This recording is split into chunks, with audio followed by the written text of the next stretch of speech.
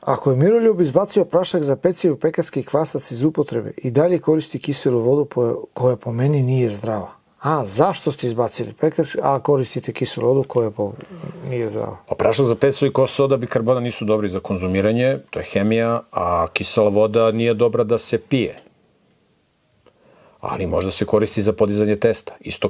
Isto što i kvasac nije dobar da se jede, ali je dobar za podizanje testa. Ti ispečeš hleb i kvašćeve gljivice se ubiju i kvasac nema štetno dejstvo. Postoji takozvani neaktivni kvasac koji je dobar da se pije, koji je bogat mineralima, koji je bogat vitaminima B grupe za oporavak nerava.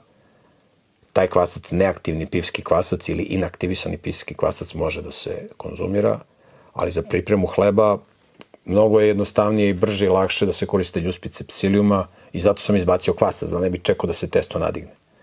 Ljuspice psilijuma su mnogo brže nadignu, a kisela voda nije štetna kada se koristi kao sredstvo za dizanje testa.